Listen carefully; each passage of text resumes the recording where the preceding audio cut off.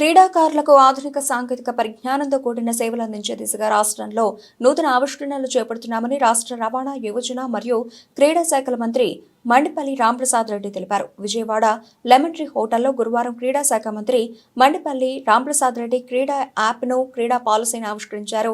ఈ సందర్భంగా మంత్రి మాట్లాడుతూ ఆధునిక సాంకేతికతను అందుకుని క్రీడా రంగంలో కూడా నూతన ఆవిష్కరణలకు కూటమి ప్రభుత్వం అంకురార్పణ చేస్తుందన్నారు.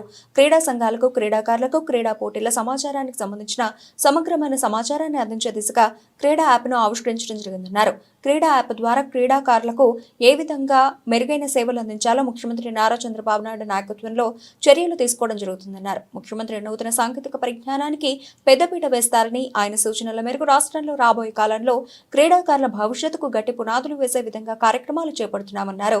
కార్యక్రమంలో ఆర్చరీ క్రీడాకారిణి జ్యోతి సురేఖ, కరాటే క్రీడాకారిణి పూజ, క్రీడాకారుల అసోసియేషన్లు, సంఘాలు, కోచ్లు తదితరులు పాల్గొన్నారు. ఈ మహత్తరమైనటువంటి క్రీడా యాప్ను ప్రారంభించి కార్యక్రమాన్ని ప్రారంభిస్తున్నా చాలా సంతోషంగా ఉంది. మా ప్రభుత్వం ఏర్పాటైన 6 నెలల్లోనే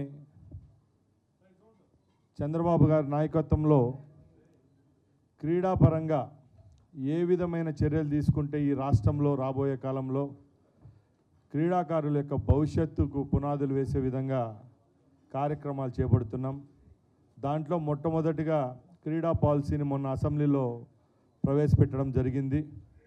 ఏ రాష్ట్రానికి లేని గౌరవం ఇక్కడ ముఖ్యమంత్రి గారు క్రీడా శాఖకి ఇవ్వడం జరిగింది. దాంట్లో భాగంగానే ఎన్నో విషయాలను పొందుపరిచి రాబోయే తరానికి ఒక దిక్చూచిగా ఉండే విధంగా క్రీడా పాలసీని తయారు చేయడం జరిగింది. దాంట్లో ముఖ్య ఘట్టాలు మనందరికీ తెలుసు. పాత్రికేయ సోదరులు అయితేనేం, సోషల్ మీడియాలో అయితే రోజు చక్కర్లు కొడుతున్నాయి. ఏ రాష్ట్రంలో దక్కని విధంగా ఈ రాష్ట్రంలో ప్రోత్సాహకాల విషయంలో అయితేనేం, ఉద్యోగ అవకాశాల విషయంలోనైతేనేం అన్నీ ఆ పాలసీలో ప్రవేశపెట్టడం జరిగింది. అలాగే రేపు రాబోయే కాలంలో రాష్ట్రంలో జాతీయ స్థాయిలో క్రీడలను ఎలా ప్రోత్సహించాలా, అమరావతి కేంద్రంగా 2027లో ఒక అమరావతిలోనే నేషనల్ గేమ్స్ జరిపించే విధంగా కూడా చర్యలు తీసుకుంటామని చెప్పి చంద్రబాబు నాయుడు గారు చెప్తున్నారు. సోదరిమణులారా, మీరంతా ఒకటి గమనించాలా.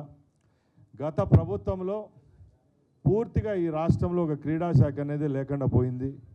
ఎన్నో అవమానాలు భరించిన క్రీడాకారులు అయితేనేం, అసోసియేషన్స్కి అయితేనేం, కోచెస్ అయితేనేం, క్రీడల్లో ఉండే రంగాలందరికీ 5 సంవత్సరాలు కన్నీళ్ళే మిగిలిస్తే వచ్చిన 6 నెలల్లోనే క్రీడా పాలసీ అయితేనేం ఈరోజు క్రీడా యాప్ను కూడా శాప్ తరఫున తీసుకొని రావడం జరిగింది.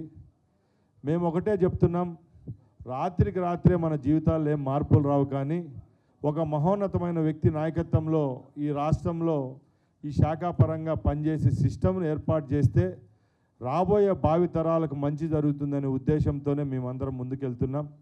ముఖ్యంగా 2 డైనమిక్ ఐఏఎస్ ఆఫీసర్లు ఉన్నారు, అలాగే మాకు చైర్మన్గా వచ్చినారు. మీ అందరి ప్రోత్సాహం కావాలి. ముఖ్యంగా అసోసియేషన్ సభ్యులు అందరికీ ధన్యవాదాలు తెలియజేసుకుంటున్నాం. ఎందుకంటే కేవలం ప్రభుత్వాలు ఇచ్చే ఇన్సెంటివ్స్, ప్రభుత్వాలు ఇచ్చే ప్రోత్సాహకాలే కాకుండా వాళ్ళు 360 రోజుల్లో కేవలం రాష్ట్ర ప్రభుత్వమో కేంద్ర ప్రభుత్వం వచ్చే నిధులతోనే ఆటలు ఆడాలా, దానిలోనే ప్రోత్సాహకాలు తీసుకోవాలనుకోకుండా వాళ్ళు అసోసియేషన్ సభ్యులు కూడా ఈ రాష్ట్రంలో ఎన్నో కార్యక్రమాలు ఏర్పాటు చేస్తున్నారు. ఈ 6 నెలల్లోనే కబడ్డీ అనుకోండి, ఖోఖో